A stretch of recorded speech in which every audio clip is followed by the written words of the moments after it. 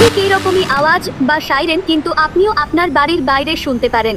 যদি আজকে বা আগামীকাল বা পরশু এরকম সাইরেন আপনি শোনেন, সেক্ষেত্রে আপনার কি কি করণীয়, অর্থাৎ কি কি করতে হবে, আপনাকে এই নিয়ে সরকারের তরফ থেকে কি কি জানানো হয়েছে, অর্থাৎ কি কি সাবধানতা অবলম্বন করা উচিত এই ধরনের সাইরেন্স শুনলে। তাছাড়া এই মকড্রিল কেন্দ্রীয় সরকারের তরফ থেকে যে মকড্রিল চালু করা হয়েছে, আশা করি আপনারা জানেন যে 7 তারিখ থেকে মকড্রিল হওয়ার কথা। তো এই যে মকড্রিলটা আসলে কি এক্ষেত্রে কি কি প্রস্তুতি নেওয়া হতে পারে, সমস্ত কিছু এই ভিডিওতে আপনাদেরকে জানাবো। সাইরেন বাজলে কি কি করতে হবে সেটাও জানাবো। খুবই গুরুত্বপূর্ণ ইম্পর্টেন্ট ভিডিও, একটু স্কিপ না করে পুরো দেখুন।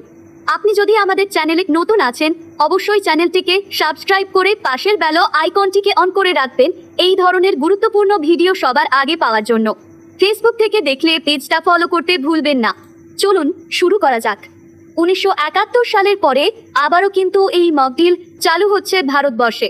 তো আপনাদেরকে জানিয়ে দিই এই মকড্রিলটা আসলে কি এবং সাইরেন বাজলে কি কি করতে হবে।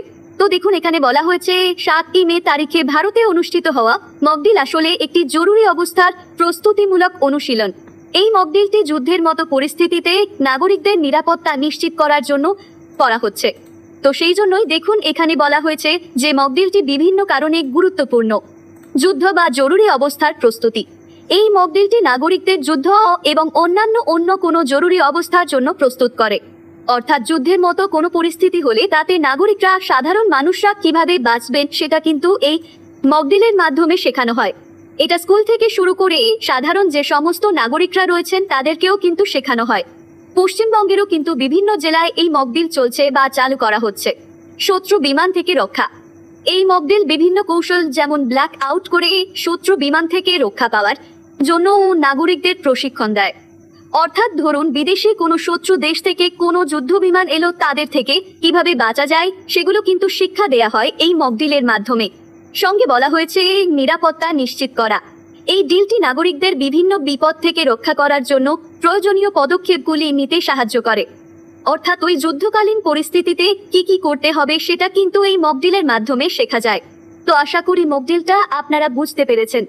এবার মকড্রিলের সময় করণীয় কি দেখুন, বলা হয়েছে আতঙ্কিত না হওয়া। মকড্রিল শুধুমাত্র একটি অনুশীলন। অর্থাৎ এই যে মকড্রিলটা শুধুমাত্র কিন্তু আপনাদেরকে শেখায়। তো ধরুন এখনই কোনো সাইরেন বাজলো, সেক্ষেত্রে কিন্তু আতঙ্কিত হবেন না। মকড্রিলটা কিন্তু শুধুমাত্র শেখানোর জন্য অনুশীলন, তাই আতঙ্কিত না হয়ে শান্ত থাকতে হবে। তারপর বলা হয়েছে নিরাপদ স্থানে যাওয়া। সাইরেন বাজলে বা ব্ল্যাক আউট হলে দ্রুত নিরাপদ স্থানে যেতে হবে। অর্থাৎ এই যে আগেই আপনাদেরকে জানাচ্ছিলাম যে যুদ্ধ পরিস্থিতিতে যদি কোনো রকম সাইরেন বাজে, সেক্ষেত্রে আপনাকে কি করতে হবে না, আপনাকে কিন্তু কোনো নিরাপদ যে স্থান রয়েছে সেই স্থানে যেতে হবে। বাইরে ঘোরাটা কিন্তু এখানে ঠিক হবে না বা উচিত হবে না। পাশাপাশি বলা হয়েছে আলো নিভিয়ে দেওয়া। যদি ব্ল্যাক আউট করা হয় তাহলে আপনার বাড়ির আলো নিভিয়ে দিতে পারেন। সরকারি নির্দেশাবলী মেনে চলা। সরকারি নির্দেশাবলী মেনে চলতে হবে এবং সরকারি কর্মীদের সাহায্য করতে হবে, এমনটাই কিন্তু জানানো হয়েছে। শুধু তাই নয়, আরো একটা বিখ্যাত পত্রিকা রয়েছে যেখানেও কিন্তু এই বিষয়ে জানানো হয়েছে, অর্থাৎ এই মডেলের বিষয়ে জানানো হয়েছে, সেটাও আপনাদেরকে দেখাচ্ছি। তো দেখুন একটা বিখ্যাত পত্রিকা রয়েছে, আপনারা দেখতে পাচ্ছেন কোন পত্রিকায় প্রকাশিত হয়েছে। তো সেখানে বলা হয়েছে ভারতে প্রথম কবে ওয়ার সাইরেন বেজে ওঠে। 1965 সালে ভারত পাকিস্তান যুদ্ধ এবং 1971 সালে ভারত পাকিস্তান যুদ্ধের সময় এই যে ওয়ার সাইরেন সেটা কিন্তু ব্যবহার করা হয়েছিল। তো এবার এই ওয়ার সাইরেন যদি বেজে ওঠে সেক্ষেত্রে আপনাদের কি করা উচিত। তো দেখুন বলা হয়েছে সাইরেন বাজানোর অর্থ হলো লোকজনকে অবিলম্বে নিরাপদ স্থানে চলে যেতে হবে। কিন্তু তা বলে মকড্রিলের সময় আতঙ্কিত হওয়ার কোনো কারণ নেই। খোলা জায়গা থেকে দূরে থাকতে হবে।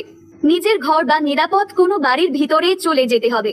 টিভি, রেডিও এবং সরকারি সতর্কবার্তার প্রতি মনোযোগ দিতে হবে।